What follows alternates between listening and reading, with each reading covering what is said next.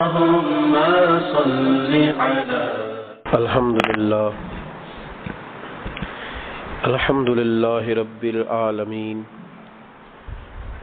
والصلاة والسلام على سيد الأنبياء والمرسلين أما بعد أعوذ بالله من الشيطان الرجيم بسم الله الرحمن الرحيم شهر رمضان الذي أنزل فيه القرآن صدق الله العظيم وصدق رسوله النبي الكريم إن الله وملائكته يصلون على النبي يا أيها الذين آمنوا صلوا عليه وسلموا تسليما الصلاة والسلام عليك يا سيدي يا رسول الله وعلى آلك وأصحابك يا سيدي يا حبيب الله الصلاة والسلام عليك يا سيدي يا نبي الله وعلى آلك وأصحابك يا سيدي يا نور الله اللهم صل على سيدنا ومولانا محمد معدن الجود والکرم وآلہ وصحبہ وبارک وسلم۔ تمام تعریفیں حمد و ثنا اللہ تعالیٰ جل مجدہ الکریم کے لیے۔ بعد ہر قسم کے درود و سلام نبی مکرم سید عالم آقا کل ختم رسول دانا سبل احمد مجتبیٰ جناب حضرت محمد مصطفیٰ صلی اللہ تعالی علیہ وسلم کی ذات والا صفات کے لیے حمد و صلات کے بعد قرآن مجید میں اللہ کریم نے فرمایا شہر رمضان الذی انزل فیہ القرآن، فرمایا رمضان کا وہ مہینہ ہے جس میں ہم نے قرآن مجید کو نازل فرمایا ہے۔ رمضان المبارک اللہ تبارک و تعالیٰ کے پسندیدہ ایام میں سے وہ خوبصورت ایام کا مجموعہ ہے جس میں اللہ اپنے بندوں پر زیادہ مہربانی فرماتا ہے۔ ہمارے ہاں بہت ساری چیزوں کو سن سن کے اور بہت سارے معاملات کو دیکھ دیکھ کے ہم سمجھتے ہیں کہ یہ روٹین کی بات ہے، ہر سال روزے آتے ہیں، ہر سال رکھنے ہوتے ہیں۔ چونکہ یہ بڑا عظمت اور قدر والا مہینہ ہے، لیکن چونکہ خود چل کے آتا ہے تو جو چیز خود چل کے آتی ہے اس کی کئی دفعہ قدر کمزور ہو جاتی ہے، لہذا ہم روٹین کے فضائل سنتے ہیں، روٹین میں اسے لیتے ہیں۔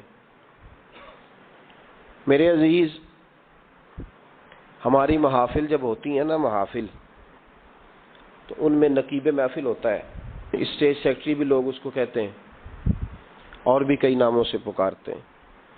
وہ آنے والے شخصیت کا تعارف کراتا ہے، کہتا ہے کہ فلاں صاحب آنے والے ہیں، پھر یہ بھی کہتا ہے کہ وہ بڑے اچھے ہیں، بڑے خوبصورت بولتے ہیں۔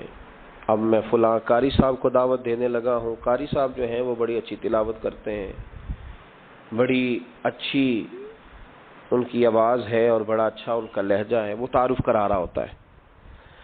پھر نعت خواں کے حوالے سے بھی اس طرح کے وہ تعریفی کلمات ادا کرتا ہے، لیکن لوگ بعض اوقات سمجھتے ہیں کہ ان بیچاروں کی ڈیوٹی ہے، انہوں نے یہ کام کرنا ہی ہے، ان کی ذمہ داری ہے۔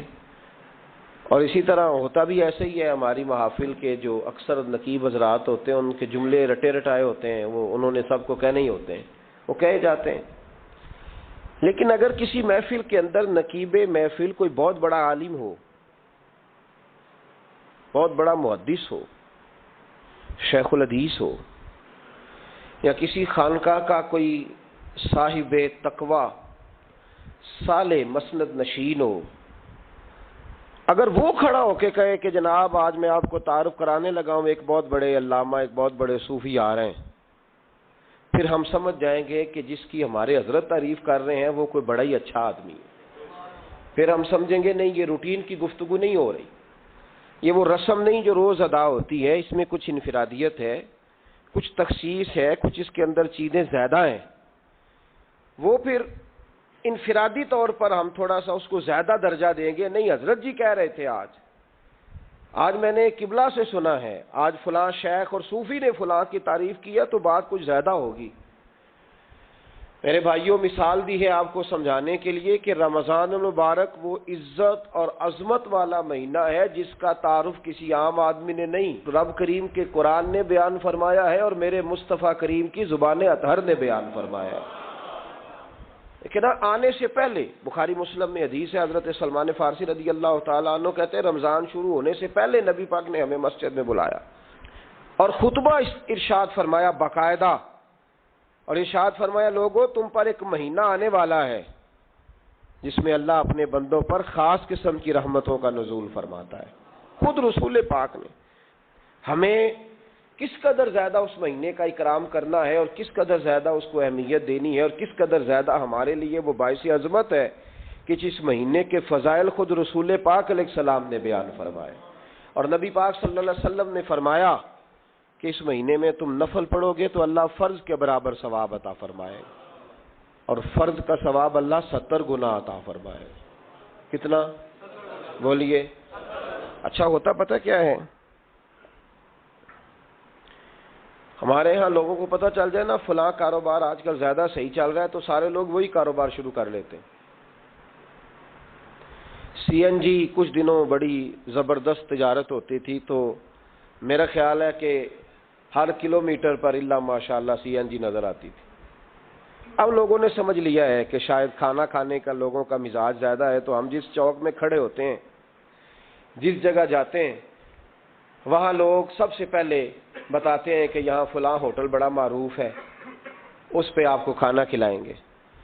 تو اب ہر آدمی نے ہوٹل کھول لیا، بلکہ اللہ تعالیٰ معاف کرے ہمارے ہاں تو تعلیم بڑی اچھی تجارت ہے۔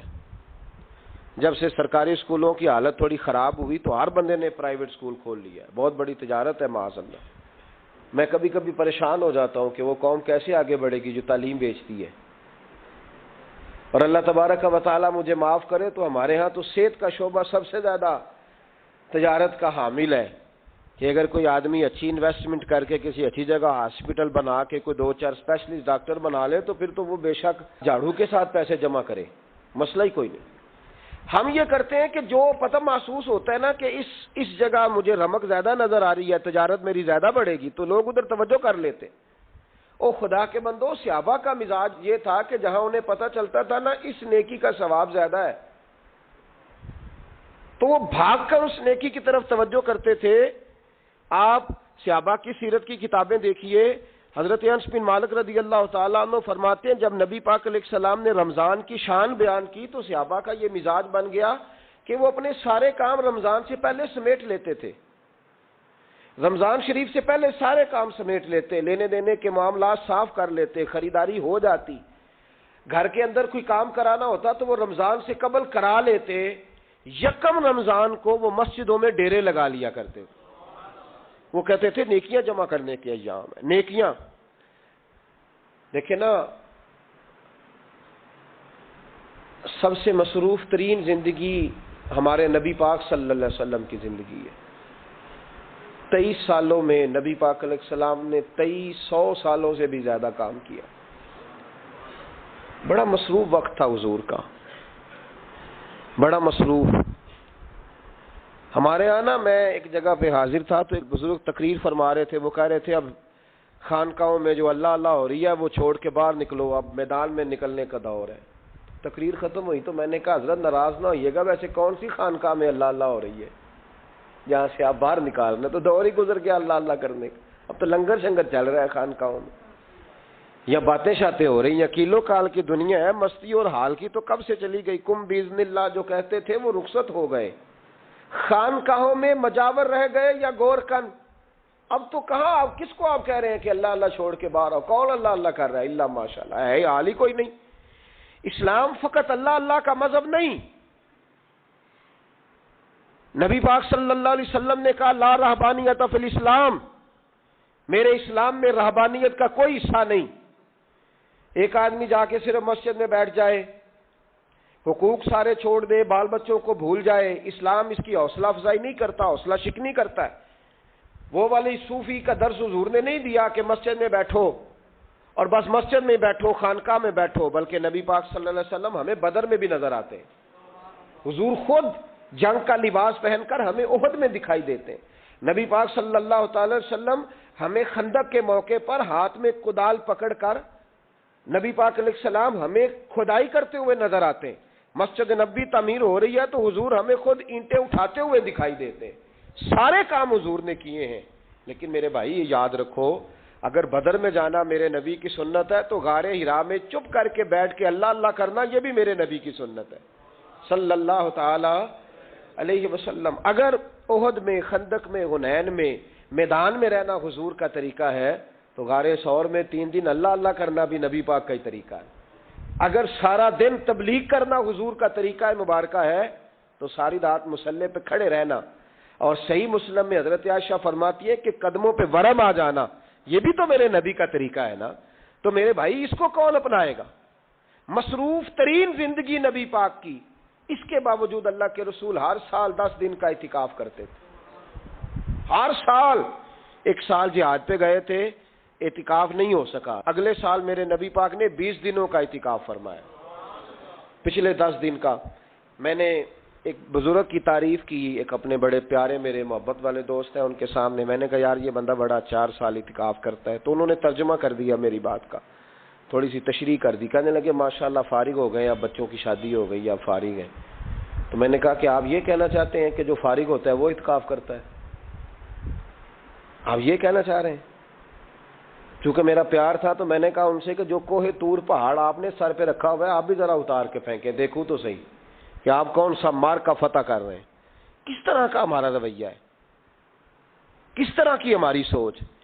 اگر کوئی شخص خیر کا کام کر رہا ہے تو بجائے اس کی حوصلہ کہتے ہیں اب فارغ ہے، بچوں کی شادی ہو گئی، بچے کام کاج کرتے ہیں اس لیے بیٹھتے ہیں. تو میں نے کہا آپ نے جو پہاڑ اٹھایا وہ بھی ذرا دکھائیں. روٹی آپ بچوں کو دیتے ہیں کہ اللہ دیتا ہے؟ ان کی پرورش کی ذمہ داری آپ کی ہے یا رب کریم کی ہے؟ تو 2 گھڑیاں محنت کرنے کا مطلب یہ ہے کہ تم نے پہاڑ اٹھایا ہوا ہے سر پہ. تو اس طرح کے فلسفہ ہم بیان کرتے ہیں. افسوس یہ ہوتا ہے کہ رمضان المبارک اس میں بھی وہی سیاستیں، وہی خوش گپیاں. میں تو دعا مانگتا رہتا ہوں کہ اللہ روزوں میں کوئی الیکشن نہ آئے. آپ بھی آمین کہہ دیں. ورنہ وہی مصیبتیں، وہی جھوٹ سچ، وہی دروازوں پہ وہی. خدا کا واسطہ بس کر دو، رمضان شریف ہے، ٹھہر جاؤ ذرا. کیا ہو گیا ہے؟ میرے نبی پاک صلی اللہ علیہ وسلم نے فرمایا 11 مہینے جنت سجائی جاتی ہے اور پھر رمضان میں اللہ اپنے بندوں کے لیے جنت کے دروازے کھول دیتا ہے. 1 گھنٹہ پہلے صفائی کرتے ہیں مہمان نے آنا ہو تو 1 گھنٹہ، ورنہ بچے دوبارہ سے پھر چیزیں بکھیر دیں گے. 1 گھنٹہ پہلے صفائی ہوتی ہے، لمبی نہیں. لیکن میرے نبی پاک نے فرمایا رمضان کے لیے رب کریم 11 مہینے جنت کو سجاتا ہے. چھوٹی بات ہے، روزے آ گئے، معمولی حیثیت ہے. ہم لوگ انہی معاملات میں، میں منع کرتا ہوں، ہمیشہ منع کرتا ہوں، آپ کو ہر سال منع کرتا ہوں. میں پابندی سے 1-2 اخبار ڈیلی دیکھتا ہوں. میرا ناشتہ نہیں ہوتا جب تک اخبار نہ ہو، چونکہ بزرگوں کا فتویٰ ہے جمعے کا خطبہ وہ دے جو عالمی حالات سے باخبر ہو. ہم کوئی رسمی تقریر نہیں کرتے کہ لوگوں کو کہیں کہ روزے آ گئے تو کون سا مہینہ چل رہا ہے تو مہینے کے حساب سے خطاب ہو. رسول اللہ صلی اللہ تعالی علیہ وسلم کی امت کے جو ذمہ دار اور پہرے دار ہوتے ہیں انہیں امت کی پہرے داری کرنی ہوتی ہے. اس لیے وہ یہ نہیں دیکھیں گے کہ کون سا موضوع چل رہا ہے اس پر میں نے 1 گھنٹہ گزارنا ہے. ترجیحات پر بات ہوگی. تو بات یہ عرض کر رہا تھا کہ میں رمضان شریف میں اخبار نہیں دیکھتا. میری اپیل ہے آپ سے کہ آپ رمضان شریف میں نہ رمضان ٹرانسمیشن بھی نہ دیکھیں، ٹی وی پہ خبریں بھی نہ سنیں. سارا سال سنیے خبریں. ہماری خبریں سننے سے ملک میں کیا انقلاب آ گیا ہے. یا وہ جو ہم نے چوک میں کھڑے ہو کے تجزیہ کیا تھا اس سے کتنے لوگ سنور گئے. چھوڑیں، جتنا وقت ملے وہ آ کے مسجد میں بیٹھیں، اللہ کے گھر میں وقت گزاریں، ٹائم دیں. عبادت آپ کو زندہ کرے گی، روحانیت پیدا کرے گی، توانائی آئے گی، خوبصورتی آئے گی آپ کے اندر، آپ زندہ رہیں گے. دنیا داری دلوں کو مردہ کرتی ہے. قرآن کی تلاوت، اللہ کا ذکر، مسجد کی حاضری روح اور دل کو زندہ کر دیا کرتا ہے. مسجد میں بیٹھیں، وقت دیں، مہربانی کریں. اور یہ بھی آج میں بڑی ذمہ داری سے عرض کر رہا ہوں، اگر آپ کبھی زندگی میں مجھے بھی دیکھیں نا ٹی وی میں کسی عورت کے ساتھ میں کسی پروگرام پہ بیٹھا ہوں تو آپ بالکل لحاظ نہ کریں، آپ بالکل وہ چینل بند کر دیں. ہمیں ضرورت ہی نہیں. میرے لیے کوئی مفتی دلیل نہیں ہے تو عورت کے ساتھ بیٹھا ہے پروگرام میں. میں نے تو وہ والا قرآن پڑھا جس میں اللہ کریم نے کہا عورتیں آ جائیں تو مرد نظریں نیچی کر لیں. ہم نے تو وہ والا قرآن پڑھا جس میں حکم ہے کہ مرد آئے تو عورت اپنی نظر نیچی کر لے، تو جہاں علامہ صاحب کے سامنے لڑکی بیٹھی ہے ٹی وی میں انٹرویو لے رہی ہے، وہاں نظریں نیچی ہوتی ہیں؟ کہاں سے فتویٰ آیا؟ حضرت جنید بغدادی تو فرمایا کرتے تھے کہ حسن بصری پڑھانے والا ہو، رابعہ بصری پڑھنے والی ہو، تو پھر بھی ان کو بغیر پردے کے پڑھنے پڑھانے کی اجازت نہیں ہے۔ بات ختم ہو گئی۔ میں کل، مجھے سرکاری یونیورسٹی ہے جامعہ کوٹلی کشمیر کی، انہوں نے مجھے دعوت دی کہ آپ کو لیکچر دینا ہے سائنس، تقوی اور رمضان، تو اسٹوڈنٹس ہوں گے، کچھ پروفیسر ہوں گے، تو میں نے کہا کہ اتنے بڑی جگہ آپ نے مجھے بلا لیا، یونیورسٹی لیول کے طلباء تو بڑے آگے جا چکے ہوتے ہیں، چلیں خیر۔ میں وہاں حاضر ہوا، جب میں پہنچا تو ایک پروفیسر صاحب مجھ سے کہنے لگے کہ لڑکیاں بھی ہیں، تو میں نے کہا کہ ٹائم دیتے وقت آپ سے گزارش کی گئی تھی کہ لڑکیاں نہیں ہونی چاہیے، تو وہ ایک جملہ بولنے ہی لگے تھے، تو میں نے ان سے کہا کہ آپ مجھے دکھیاں نوس مولوی سمجھ لیں، میں پرانے خیالات کا ہوں، آپ مجھے پرانا سمجھ لیں، اس لیے کہ میرے حضرت صاحب فرمایا کرتے تھے ہر چیز نہیں لے لینا، دین نہ نیا لینا۔ وہ 1400 سال پرانا ہی ہمیں ٹھیک ہے، ہمیں نیا دین نہیں چاہیے۔ کہنے لگے جی وہ بچیاں تھوڑی پیچھے بیٹھ جائیں گی، میں نے کہا آپ درمیان میں پردہ لگا لیں، میں انہیں نہ دیکھوں وہ مجھے نہ دیکھیں، ٹھیک ہے بات سنیں، ختم ہو گئی۔ لیکن اگر وہ سامنے بیٹھیں گی تو ہم نہیں بات کریں گے۔ تو وہ چونکہ پی ایچ ڈی لیول کے لوگ ہوتے ہیں، زیادہ پڑھے ہوتے ہیں، دلائل دینے کی کوشش کی، تو میں نے کہا میں دلیل نہیں سنتا، میں سنتا ہوں یا اللہ کا قرآن یا مصطفیٰ کا فرمان، تو آپ مہربان۔ لیکن انہوں نے ضد نہیں کی، بڑے اچھے لوگ تھے، انہوں نے کہا جی ٹھیک ہے لڑکیاں نہیں بیٹھیں گی۔ میرا عرض کرنے کا مقصد یہ ہے کہ کیا فرق پڑتا ہے ہمیں؟ بہت سارے ذرائع ہیں عورتوں تک پیغام پہنچانے کے، پیغام پہنچ جاتا ہے، کوئی حرج نہیں۔ آپ باپ پردہ بندوبست کریں، ہمارے رمضان کے فجروں کے درس میں ہزاروں کی تعداد میں عورتیں آتی ہیں، ان کے لیے باپردہ بیٹھنے کا بندوبست ہے۔ لیکن کوئی ضروری ہے کہ ٹی وی پہ ایک عورت بن سور کے سامنے بیٹھے اور آپ اس کے سوالوں کے جواب دیں؟ ہمارے لیے نہ کوئی مفتی دلیل ہے، نہ کوئی شیخ الحدیث دلیل ہے، اس طرح کا کوئی مفکر محقق ہمارے لیے دلیل نہیں، ہمارے لیے دلیل رسول اللہ کی ذات ہے صلی اللہ تعالی علیہ۔ ختم ہو گئی بات۔ اس لیے کوئی ایسی ٹرانسمیشن نہ دیکھو، کسی طرف توجہ نہ کرو، یار 30 تو روزے ہیں، وہ بھی کئی دفعہ 29 ہو جاتے ہیں۔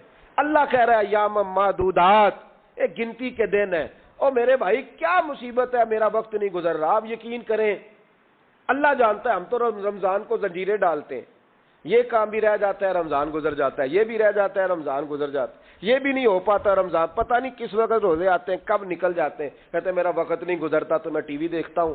قرآن سارا پڑھ لیا ہے، حدیثوں کا مطالعہ ہو گیا، اپنی آخرت کے لیے نفل سارے پڑھ لیے، تسبیحات ساری ہو گئی، جو اب ٹائم نہیں گزرتا تھا تو ٹی وی پہ جا بیٹھے، کدھر چلے گئے ہم؟ علامہ اسماعیل حقی نے حدیث لکھی، حضرت عائشہ صدیقہ رضی اللہ تعالیٰ عنہ فرماتی ہیں، تفسیر روح البیان میں موجود ہے، کہتی ہیں ایک دن حضور اچانک میرے ساتھ آرام فرماتے، بستر سے اٹھے نکل گئے۔ ہمیشہ نبی پاک علیہ السلام کا طریقہ مبارکہ تھا، جب رات کو تہجد کے لیے اٹھتے تو کہتے ابو بکر کی بیٹی حق تیرا ہے، وقت تیرا ہے، پر اگر تو اجازت دے تو میں اپنے اللہ کو راضی کر لوں۔ آج حضور نے پوچھا ہی نہیں، بستر سے اٹھے چلے گئے، کہتے میں اٹھی، میں نے دائیں بائیں دیکھا، محبوب نظر نہ آئے، حضور کی طامت استعمال شدہ پڑی تھی، وہ طامت میں نے اٹھا کے اوڑھ لی اور میں نکل گئی حضور کو تلاش کرنے۔ کہتی ہیں جب میں باہر گئی مسجد نبوی شریف کے ساتھ جنت البقیع کی جانب، نبی پاک سجدے میں تھے، کہتی ہے میں گئی، تھوڑی دیر کھڑی ہوئی، حضور نے آہٹ سنی تو پوچھا تو کون ہے؟ میں نے کہا میں عائشہ ہوں۔ تو محبوب نے فرمایا یہ عائشہ کون ہے؟ میں نے کہا یا رسول اللہ میں آپ کی زوجہ۔ فرمایا زوجہ کیا ہوتی ہے؟ یا رسول اللہ میں ابو بکر کی بیٹی۔ تو نبی پاک نے فرمایا یہ ابو بکر کون ہے؟ حضرت عائشہ کہتی ہیں میرا کلیجہ پھٹنے کو آیا، میں وہاں سے پریشان حال واپس آئی، جب میں گئی تھی تب بھی ہلکی ہلکی بارش تھی، واپس لوٹی تو پھر بھی ہلکے ہلکے قطرے بارش کے گر رہے تھے، میں آ کے ہامتی کامتی بیٹھ گئی، تھوڑی دیر گزری تو نبی پاک تشریف لے آئے، تو حضور صلی اللہ تعالی علیہ وسلم نے مجھے پریشان دیکھا تو کہا عائشہ کیا ہوا؟ کہا حضور آج وہ ہوا ہے جو کبھی نہیں ہوا۔ یا رسول اللہ میں پریشان ہو گئی ہوں۔ حضور عجیب بات ہے، میں گئی ہوں، آپ نے پوچھا کون ہے تو میں نے کہا میں عائشہ کا۔ عائشہ کون؟ آپ کی زوجہ۔ فرمایا زوجہ کون؟ ابو بکر کی بیٹی کا۔ ابو بکر کون؟ اور پھر حضور میں گئی ہوں تو میرے کپڑے بھیگ گئے، آپ آئے ہیں تو کپڑے خشک ہیں، سمجھ نہیں آئی۔ تو لفظ سنو حدیث کے، نبی پاک نے فرمایا عائشہ لی مع اللہ وقت، میرا اپنے اللہ کے ساتھ ایک وقت ہوتا ہے۔ کس کے ساتھ؟ آج میرا دوستوں کے ساتھ وقت ہے، آج میرا گھومنے کا وقت ہے، آج میرا خوش گپیوں کا وقت ہے، آج میرا سیاحت کا وقت ہے، آج میرا پکنک کا وقت ہے۔ میرے نبی پاک نے فرمایا لی مع اللہ وقت، عائشہ میرا اپنے اللہ کے ساتھ، میرا اپنے اللہ کے ساتھ ایک وقت ہوتا ہے، اس وقت نہ وہاں کوئی فرشتہ آ سکتا ہے، نہ کوئی نبی اور مرسل آ سکتا ہے۔ جب فرشتہ اور نبی نہیں آ سکتے تو عائشہ اور ابو بکر کیسے آ سکتے ہیں؟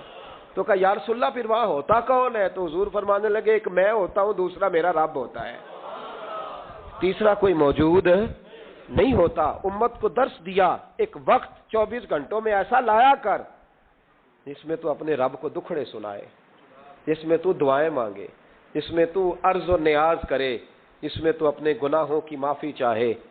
اعلیٰ حضرت کے والد گرامی سے کسی نے پوچھا، مولانا نقی علی خان صاحب سے، کہ حضرت جی فرعون 500 سال ہی حکومت کر گیا، 500 سال ہی حکومت کر گیا، اللہ کا مقابلہ کرنے والا پکا کافر بے ایمان۔ تو آپ فرمانے لگے ملا رومی کی وہ کتاب پڑھو مثنوی، جس میں انہوں نے لکھا ہے کہ جب ساری دنیا سو جاتی تھی تو فرعون اٹھ کے مصلے پہ بیٹھتا تھا، کہتا تھا یا اللہ معاف کر دے، رب تو ہی ہے، گناہگار بڑا ہوں پر مہربانی کر۔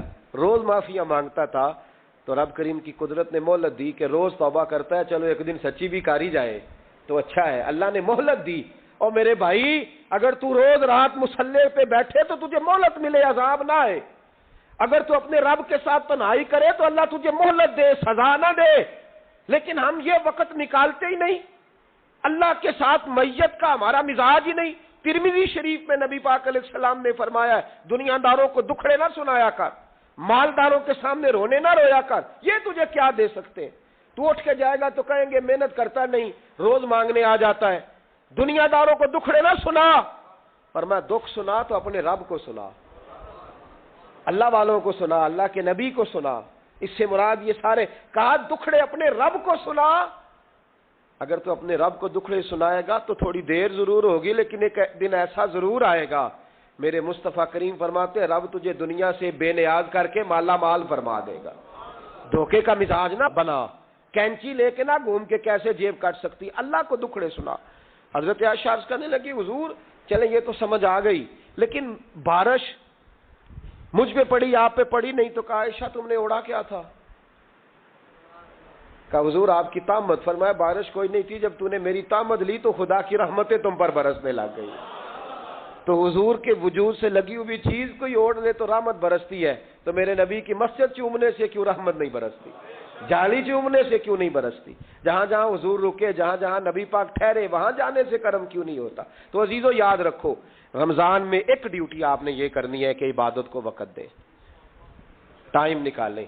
جو اتنے سے بھی فارغ ہے نا، وہ 19ویں روزے تک کل فارغ ہو کے 20 کو اعتکاف بیٹھے۔ زندگی میں ایک دفعہ اعتکاف تو ویسے بڑا ضروری ہے، ہمارے بزرگوں نے لکھا ضروری ہے ایک بندہ اعتکاف کر لے زندگی میں ایک دفعہ، ہر سال کرے تو سنت ادا ہوگی۔ ویسے سنت مؤکدہ الکفایہ ہے، بستی میں اگر کوئی بھی نہ بیٹھے گا تو سارے گناہگار ہوں گے۔ ہم انشاءاللہ اس مسجد میں اس سال اجتماعی اعتکاف کریں گے۔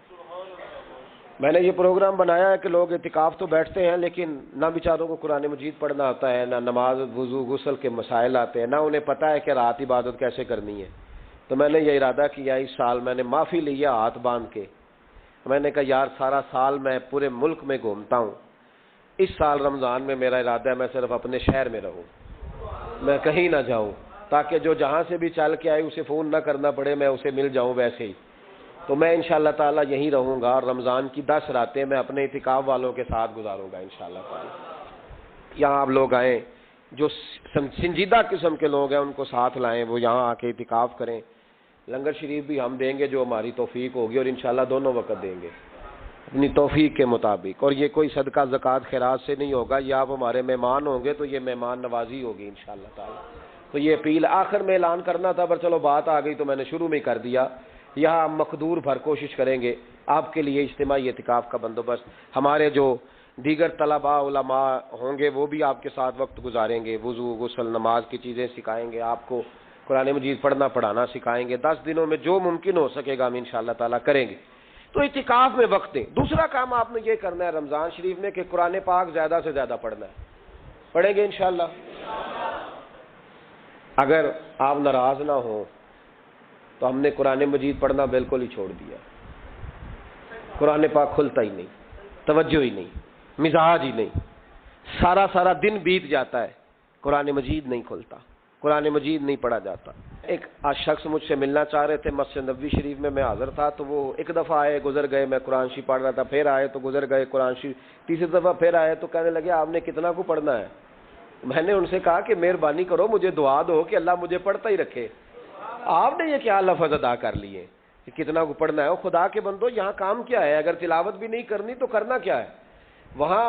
میں اکثر کہتا ہوں کہ چونکہ ہم تو مسیتڑ ہیں، ہمارا تو مزاج ہے مسجدوں میں رہنے کا، چونکہ عام لوگوں کا مزاج نہیں ہوتا تو وہاں بھی بازاروں کو ٹائم زیادہ دیتے ہیں، خریداری میں وقت زیادہ لگاتے ہیں۔ اگر ہماری طبیعت مسجد میں بیٹھنے کی ہو، قرآن پاک پڑھنے کی ہو تو بڑا ذوق بن جائے۔ قرآن مجید امام اعظم ابو حنیفہ امام اعظم رمضان شریف کے اندر 61 قرآن مجید پڑھا کرتے تھے۔ کتنے؟ 60 اور ایک 61۔ ایک قرآن شریف دن میں پڑھتے، ایک رات کو پڑھتے، پورے دن میں قرآن مجید ختم کرتے، ایک رات کو۔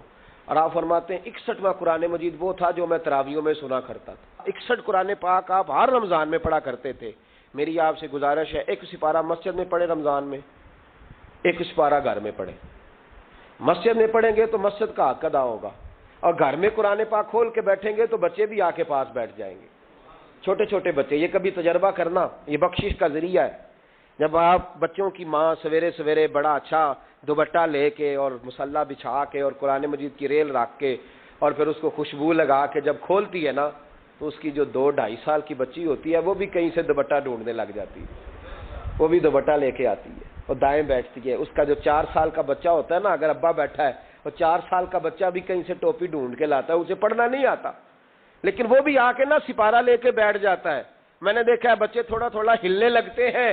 قسم اللہ کی عزت کی، مجھے ایسے لگتا ہے کہ جب بیٹیوں کے بیچ ماں بیٹھ کے قرآن پڑھتی ہے اور جب بیٹوں کے بیچ باپ بیٹھ کے قرآن پڑھتا ہے تو مجھے لگتا ہے خدا کے فرشتے بھی آسمان کے دروازے کھول کھول کے دیکھتے ہیں، کھول کھول کے دروازے دیکھتے ہیں کہ یہ کس طرح کا رنگ ہے کہ چھوٹا سا بچہ توتلی زبان۔ مجھے وہ حدیث پڑھ لینے دو جو امام جلال الدین سیوطی نے روایت لکھی ہے۔ فرمایا حضرت عیسیٰ علیہ السلام میں قبر کے پاس سے گزرے تو عذاب ہو رہا تھا، چند گھنٹوں کے بعد گزرے تو وہیں رحمتوں کا نزول ہو رہا تھا۔ حضرت عیسیٰ عرض کرنے لگے مولا میری مجال نہیں میں پوچھوں، چند گھنٹے پہلے یہاں عذاب تھا، اب یہیں کرم ہو رہا ہے۔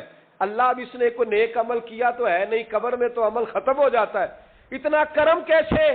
تو رب کریم نے فرمایا موسیٰ بندہ بڑا گناہگار تھا، پاپی تھا، سزا کا حقدار تھا، پر جب انتقال اس کا ہوا تو بیوی اس سے پہلے حاملہ تھی، اس کے انتقال کے 2-4 مہینے بعد بچہ پیدا ہوا، پھر اس بیوی نے بچہ پالا، آج 4.5 سال کا بچہ مکتب گیا ہے، استاد نے بسم اللہ شریف پڑھائی ہے، اس کے بچے نے توتلی زبان پہ کہا بسم اللہ الرحمن الرحیم، تو مجھے حیا آئی ہے کہ اس بیچارے کو بھی لفظ نہیں ادا کرنے آتے، زمین پر بیٹھ کر یہ توتلی زبان سے مجھے رحمان اور رحیم کہے اور میں اس کے باپ کو سزا دوں۔ بس بچے نے ایک دفعہ بسم اللہ پڑھی ہے، میں نے باپ کے سارے گناہ معاف فرما دیے۔ مہربانی کرو، ایک سپارہ گھر میں، ایک سپارہ مسجد میں، یہ ضرور آپ نے روٹین بنانی ہے۔ مسجد میں پڑھیں گے تو مسجد کا حق ادا ہوگا، گھر میں پڑھیں گے تو بچے بھی پڑھیں گے۔ اور تیسرا سپارہ وہ ہے جو آپ نے تراویح میں سننا ہے۔ کتنے سپارے ہو گئے ایک دن میں؟ 3۔ تو رمضان میں کل کتنے ہو گئے؟ 3 قرآن پاک۔ کتنے قرآن پاک جی؟ 3 قرآن مجید، ایک سپارہ دن میں ایک رات میں، تو آپ کا 10 دن کے اندر انشاءاللہ قرآن پاک ختم ہو جائے گا۔ کریں گے انشاءاللہ تعالی؟ یہ ذہن بنائیں، یہ ذوق پیدا کریں، اور قرآن پاک کا ایک حرف پڑھیں تو اللہ 10 نیکیاں دیتا ہے، اور رمضان شریف میں 70 گنا بڑھ جاتی ہیں۔ تو اب ذرا ضرب دے لو بات کہاں جائے گی۔ تو رمضان المبارک میں قرآن پاک سے میں نے کہا کوئی اخبار نہ دیکھو، کچھ نہ دیکھو، سارا دن بس قرآن پاک دیکھو، سارا دن قرآن مجید پڑھیں، قرآن پاک سے دل لگائیں۔ حضرت عبداللہ ابن مسعود رضی اللہ تعالیٰ عنہ فرماتے ہیں نبی پاک صلی اللہ علیہ وسلم نے مجھے بلا کے کہا مجھے قرآن پاک تو سنا۔ میں نے کہا یا رسول اللہ آپ پہ نازل ہوا میں آپ کو سناؤں؟ تو فرمایا میرا دل کر رہا ہے میں تجھ سے سنوں۔ حضور کو زیادہ آتا تھا نا، تو کبھی کبھی آپ سمجھ لیں کہ آپ کو زیادہ آتا ہے، لیکن پھر بھی سامنے والے، میں اکثر کہتا ہوں مدرسے کے طلباء سے، میں کہتا ہوں آپ قاری اور حافظ تو ہو گئے ہو، پر کبھی کسی اور سے بھی سنا کرو، کہا کرو سناؤ یار دو آیتیں، دل کر رہا ہے۔ حضرت ابی بن کعب رضی اللہ تعالیٰ عنہ کہتے ہیں نبی پاک تشریف لائے تو مجھے کہنے لگے ابی ادھر آ میں تجھے قرآن پاک سناؤں۔ میں نے کہا یا رسول اللہ مجھے فرمایا مجھے اللہ نے حکم دیا ہے کہ میں تمہیں سناؤں۔ حضرت ابی رو کے کہنے لگے یا رسول اللہ رب کریم نے میرا نام لیا ہے؟ میں کہاں وہ کہاں؟ فرمایا ہاں تیرا نام لیا ہے۔ رونے لگے، کہنے لگے حضور پھر تو میں بڑا خوش نصیب ہوں، سنائیے میں سنتا ہوں۔ تو حضور سننا بھی حضور کی سنت ہے، سنانا بھی نبی پاک کی سنت ہے۔ قرآن مجید کو سنیں۔ اور پھر یار دکھ کی بات ہے نا کہ پاسپورٹ کے دفتر تو میں 2.5 گھنٹے کھڑا رہوں، شناختی کارڈ کے لیے میں 1.25 گھنٹہ کھڑا رہوں، اور میں پہلی دفعہ سعودی عرب جاؤں تو امیگریشن کے لیے 2.5 گھنٹے بھی مجھے لائن میں لگنا پڑے تو میں لگا رہوں، دنیا داری کے لیے تو میں اتنا کھڑا رہوں، اور تراویح کے لیے مجھے 1 گھنٹہ نہ کھڑا ہوا جائے تو میں بہانے کرتا پھروں۔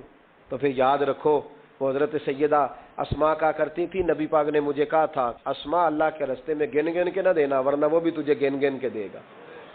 جب ہم رب کریم کو وقت اس طرح دیتے ہیں کہ دنیا داری کے لیے تو ساری ہمارے پاس ہمتیں موجود ہیں، اور تراویح کا وقت آیا تو بہانے ڈھونڈنے لگ گیا، تراویح کا وقت آیا تو وہ جو ہے اس نے شروع کر دی بات کہ جناب میرے فلان جگہ تکلیف ہے اور مجھے بلڈ پریشر ہو جاتا ہے تو پسینہ بڑا آتا ہے، تو اب تو آسانیاں ہی بڑی ہیں۔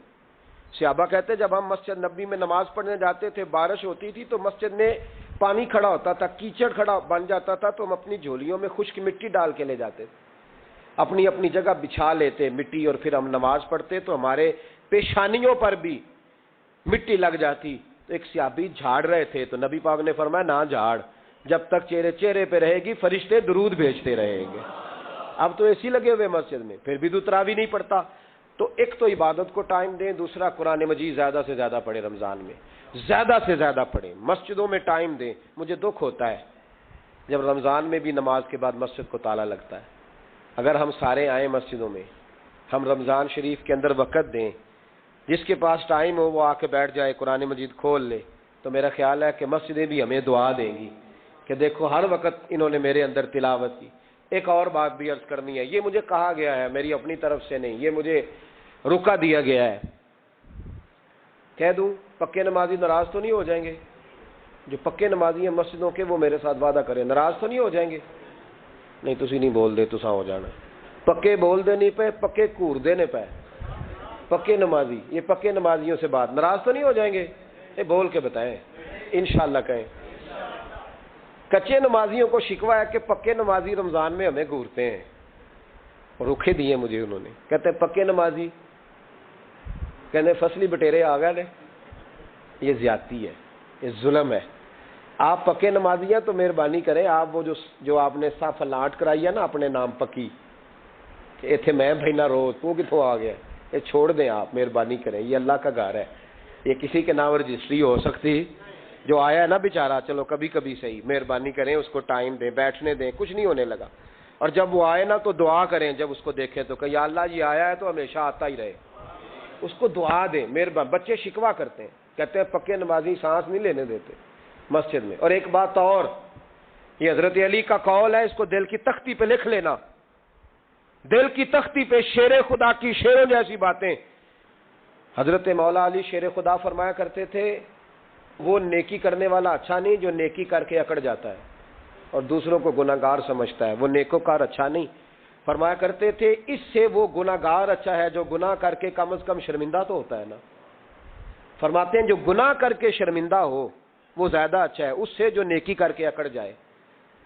تو تھوڑی سی نیکی کر کے پرہیزگاری کر کے ساری دنیا کو گناہگار سمجھنے لگ جانا، یہ تو بت پیدا کر لیا ہے تو نے اپنے اندر، اس بت کو توڑ دے۔ پتہ نہیں کون کب آئے اور اللہ کا ولی بن جائے، کوئی آیا لے کے چلا گیا، کوئی عمر بھر بھی نہ پا سکا۔ میرے مولا تجھ سے گلا نہیں، یہ تو اپنا اپنا نصیب ہے۔ تو مہربانی کریں پکے نمازی، تھوڑی شفقت کریں۔ یہ میں سب سے نہیں کہہ رہا، جو گھورتے ہیں صرف ان سے کہہ رہا ہوں۔ کچھ پکے نمازی ہیں تو الحمدللہ دل کے بھی بڑے پکے ہیں، سوچ کے بھی بڑے پکے ہیں، اچھے ہیں، خوبصورت لوگ۔ لیکن کچھ ایسے لوگ ہیں، ہمارے شہر کے ایک ڈاکٹر صاحب ہیں، میں نے کہا آپ نماز مسجد میں پڑھا کریں، ان کی عمر کافی زیادہ ہو گئی ہے، تو کہتے ہیں حضرت میں پڑھوں گا انشاءاللہ۔ ان کو میں نے دوائی لینے گیا تو وہاں بھی میں نے بات شروع کر دی، میں نے کہا آپ مہربانی کریں، کہتے میں آؤں گا۔ کچھ دنوں کے بعد میں نے اس مسجد میں نماز پڑھی، اور خاص کر کے پڑھی کہ یہ ٹائم ہے۔ میں نے فون کیا کہ ڈاکٹر صاحب آپ نظر نہیں آئے، تو کہتے ہیں صاحب ناراض نہ ہو جان، نمازی مجھے کہتے تھے خیر ہے ڈاکٹر صاحب کہیں غلط جگہ تبادلہ تو نہیں ہو گیا، کوئی مصیبت تو نہیں آ گئی؟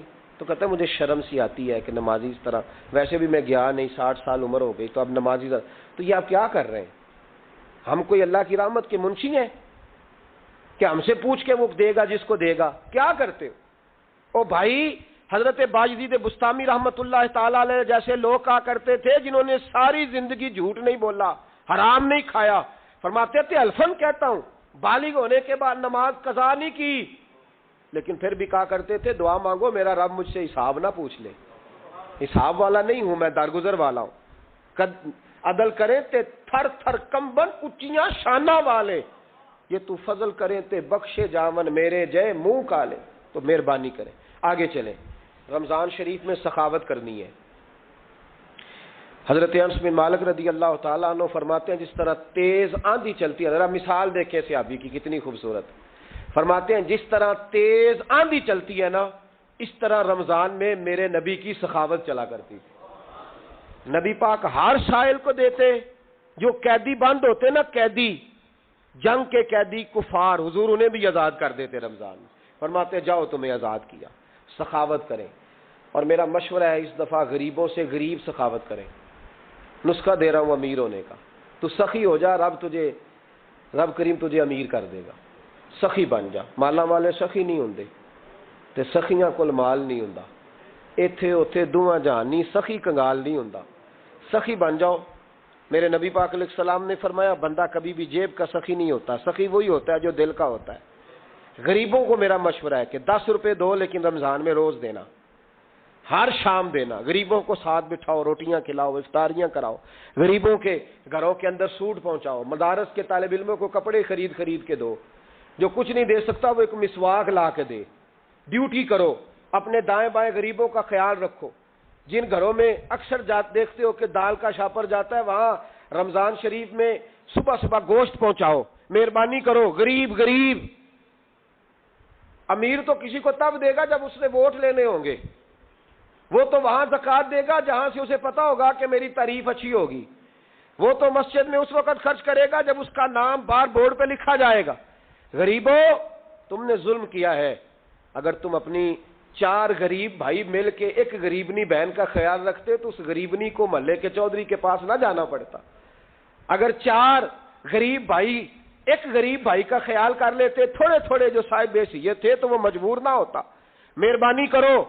حضرت عبداللہ ابن عمر رضی اللہ تعالیٰ عنہ ہر روز مدینے کے مسکینوں کو ڈھونڈ کے لاتے تھے، فرماتے تھے کہ ان کو ایک تھیلا دینا میں عزت نہیں سمجھتا، ڈھونڈ کے لاتے غریبوں کو اور اپنے سامنے دسترخوان بچھاتے رمضان میں، اور پھر ان پہ کھانے چنتے اور فرماتے غریب کھائیں گے تو میرا اللہ راضی ہوگا، ساتھ بٹھا کے کھلاتے۔ ایک بڑی عجیب بات ہو گئی، گھروں میں ہو جاتی ہے، جن گھروں میں زیادہ مہمان آتے ہیں وہاں یہ مسئلے بن جاتے ہیں۔ ایک دن زوجہ کہنے لگی کھانا آپ کا یہ آج مہمان کو نہ لائیے گا، کہہ دیتی ہیں نا بیویاں کبھی کبھی، یہ نافرمانی نہیں۔ اگر آپ کو کھڑا کیا جائے نا رمضان میں روزہ رکھ کے باورچی خانے تو لگ پتا جائے، اس کو نافرمانی نہ سمجھے، بیوی نے پکا کے نہیں دیا جی۔ تو حضرت عبداللہ ابن عمر کی زوجہ کہنے لگی آپ کا کھانا ہے، مہمانوں کا کوئی نہیں۔ تو حضرت عبداللہ ابن عمر کہنے لگے اللہ تجھے جزا دے، تو روز پکا کے دیتی ہے، چل اس طرح کر، مجھے سرکہ اور کھجور دے دے، روٹی میرے مہمان کو دے دے۔ تو آپ کی زوجہ رو پڑی، کہنے لگی اگر آپ افطاری والوں کا اتنا خیال کرتے ہیں تو میں نہ کروں، مجھے 10-20 منٹ کا ٹائم دے، میں اپنے اوپر وزن بوجھ ڈالوں گی، میں تھوڑی مشقت میں پڑوں گی، لیکن مہمانوں کے لیے افطاری کا ضرور بندوبست کروں گی۔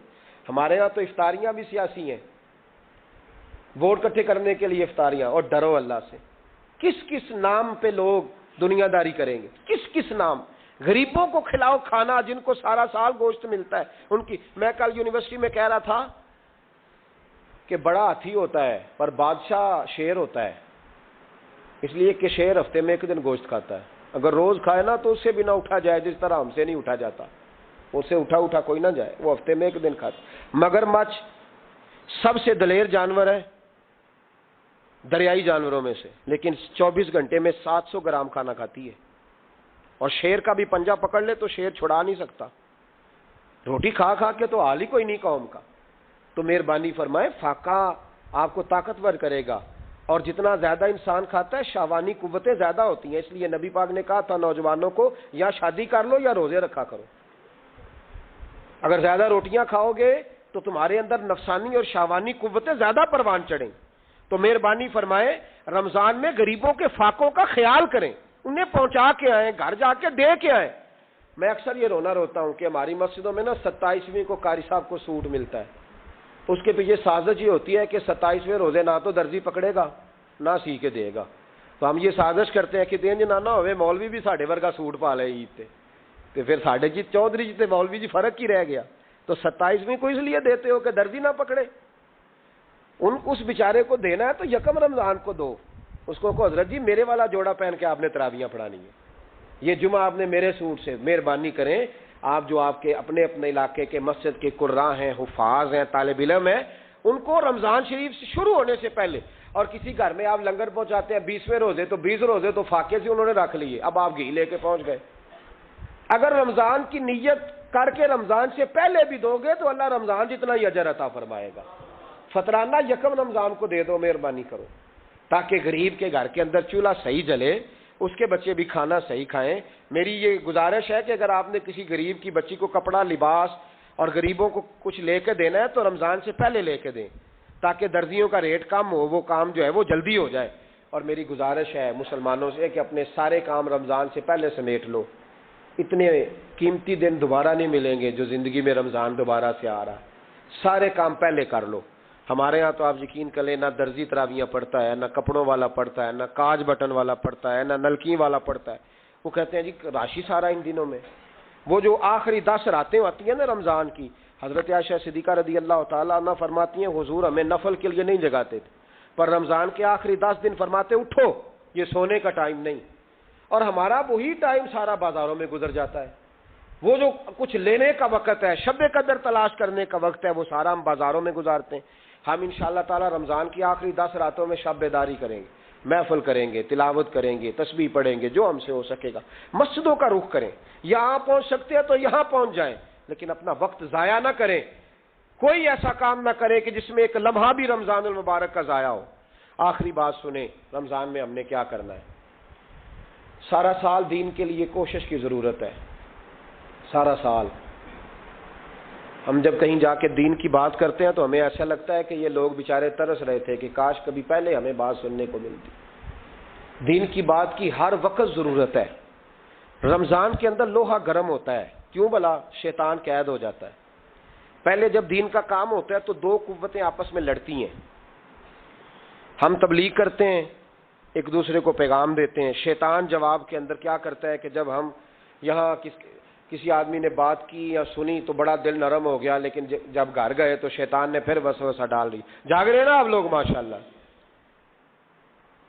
رمضان میں ایسے نہیں ہوتا، صرف تبلیغ ہوتی ہے، شیطان قید ہوتا ہے، وہ کوئی غلط مشورہ دینے کی پوزیشن میں نہیں ہوتا۔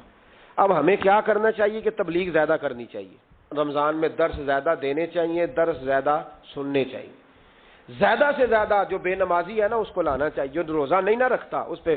ہمارے بزرگ بڑی ترتیب سے، ایک خواجہ گوہر الدین صاحب رحمۃ اللہ علیہ درویش ہوئے، تو ان کے علاقے کا جو چودھری تھا وہ روزہ نہیں رکھتا تھا، حکمت کے ساتھ دین پھیلتا ہے۔ یہ بات جو بتانے لگا ہوں یہ باہر جا کے نہیں بتانی آپ نے، صحیح ہے؟ وعدہ ہے نا پکا؟ اللہ تعالیٰ آپ کو جزائے خیر دے۔ کچھ لوگوں سے یہ بات اس لیے کی جاتی ہے کہ ان کو پریشانی ہو جاتی ہے، کہتے ہیں جب ڈکیا ہے ضرور دس نہیں، باقی چاہے ولا تقربوا هذه الشجرہ۔ بہرحال وقت نہیں مرنا اس پہ کوئی بات کرتا۔ خواجہ گوہر الدین صاحب کے علاقے کا چودھری نا وہ روزہ نہیں رکھتا تھا، تو آپ کہتے ہیں میں درخت کے سائے کے نیچے بیٹھا ہوتا تھا تو وہ صبح صبح حال لے کے چلا جاتا، تو جب وہ واپس آتا نا دوپہر کو تو اس نے حقہ پکڑا ہوتا اور کش لگا رہا ہوتا۔ خواجہ صاحب نے ایک دن بلایا، کہتے چودھری تو روزہ کیوں نہیں رکھتا؟ تو اپنی بولی میں پنجابی میں کہنے لگا جی عورتیں جان چھوٹ دیا، حقہ سیاپا میری جان نہیں چھڑدا، مینوں روٹی پانی دا کوئی نہیں ہوکا، اگر مینوں نہ طلب کرے تو میں روزہ رکھ لاں۔ تو خواجہ صاحب کہنے لگے کان میرے قریب کر، اس نے کان قریب کیا، کہنے لگے کسی مولوی پیر کو نہ بتانا، میرے فتوے پہ عمل کر لے، تو نے سویرے روزہ رکھنا ہے، حکے کی چھٹی تجھے میں دے دیتا ہوں، حکا پی لیا کر، روٹی نہیں کھانی، پانی نہیں پینا، کوئی اور مشروب نہیں لینا، حکے کی چھٹی۔ اس نے کہا جناب آپ ہاتھ میں لائیں، پھر تو بات پکی ہو گئی، سویرے انشاءاللہ روزہ آگا، آپ دیکھیں گے۔ اللہ والے حکمت سے تبلیغ کرتے ہیں، وہ صرف دین بتاتے نہیں، وہ دین روح تک اتار دیتے ہیں، اتر جاتا ہے۔ یعلمکم الکتاب والحکمہ، دانائی کے ساتھ۔ کہا یہ تیرا میرا، کہا جناب آپ اتنے بڑے درویش ہیں، بات ختم ہو گئی۔ تو چودھری صاحب نے اگلے دن روزہ رکھ لیا حکے سمیت،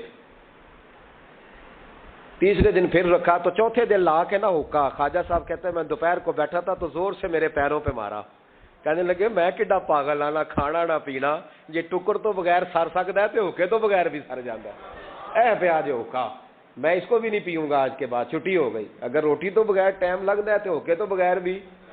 میرے ساتھ ایک حاجی صاحب 40 دن کے لیے گئے تھے ارمین شریف حج کرنے، ایئرپورٹ پہ انہوں نے سگریٹ لگا لیا، تو میں نے کہا صاحب اس کو چھوڑ کے دیکھے بھلا کیا ہوتا ہے۔ 40 دن میرے ساتھ واپس رہے، کہنے لگے اللہ جانتا ہے حضرت جی کچھ بھی نہیں ہوا، ایسے ہی مصیبت۔ تو بھائی کچھ بھی نہیں ہوتا، آپ تھوڑا سا دیکھیں کون آدمی نہیں رکھتا اس کو سمجھائیں، حکمت کے ساتھ سمجھائیں۔ اسی طریقے سے یہ جائز نہیں ہے، ویسے روزہ رکھ کے حکا پینا جائز نہیں، انہوں نے اس خاص آدمی کے لیے حکمت بیان کی تھی۔ میں نے پہلے عرض کیا ہے کہ چیز کو اس کی مقام پر لینا چاہیے، مقام سے آگے پیچھے نہیں کرنا چاہیے۔ تو یاد رکھیں حکمت کے ساتھ، جو لوگ نماز نہیں پڑھتے انہیں قائل کریں، جو عورتیں پردہ نہیں کرتی ان عورتوں کو قائل کریں، ان پر ضرور آپ جو ہے وہ توجہ فرمائیں۔ ہم تھوڑی سی کوشش کرتے ہیں رمضان المبارک میں، جیسے کہ میں نے کہا ہم کوشش کرتے ہیں کہ دین کا کچھ کام زیادہ کیا جائے۔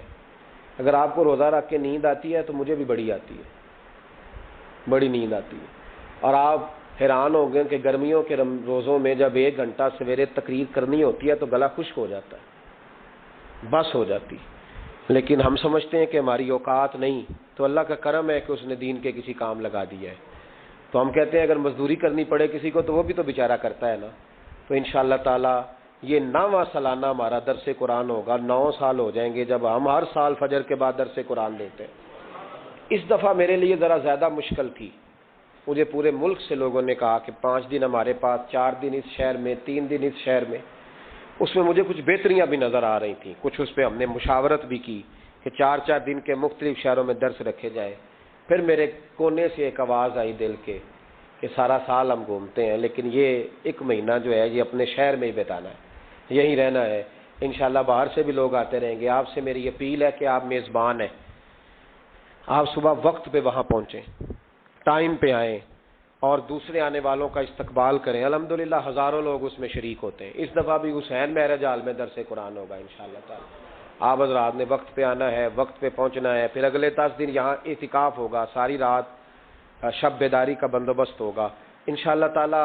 بڑی جلدی ہم ایک بہت بڑی وسیع جگہ پہ اس انتظام کو لے جائیں گے۔ اللہ تبارک و تعالی بڑی مدد فرمائے گا انشاءاللہ تعالی۔ ایک بڑے ادارے کی طرف باتیں بڑھتی چلی جا رہی ہیں، دیکھیں کس شاندار طریقے سے دین کا کام آگے کی طرف بڑھ رہا ہے۔ انشاءاللہ تعالی بڑھتا رہے گا، آپ دیکھتے رہیں گے۔ آپ دعا فرماتے رہیں، اور یہ جو چند باتیں کی ہیں، ایک تو رمضان میں مصلی کو ٹائم دیں، تلاوت کو ٹائم دیں، سخاوت کو ٹائم دیں، اور غریب کی مدد کریں، چھپ کے کریں، اس کو پتہ نہ چلے۔ اور 5ویں بات یہ کہ رمضان میں دین کے لیے محنت زیادہ کریں، جد و جہد زیادہ کریں، کوشش کریں جو کبھی کسی محفل میں نہیں گیا اس کو لے کر کے آئیں، جو لوگ بالکل دین سے دور ہیں ان کو دعوت دیں، پیغام دیں، خواتین سے کہیں، جد و جہد کریں، اتنی جد و جہد کریں کہ یہ رمضان جو آنے والا ہے اللہ تعالیٰ اسے امت مسلمہ کی عزت کا مہینہ بنا دے، اور رمضان جیسے ہی جائے امت کو اللہ پھر سے وقار عطا فرمائے، ہمیشہ مدحت خیر الانام میں گزرے۔ دعا ہے یہ عمر درود و سلام میں گزرے۔ آخر دعوانا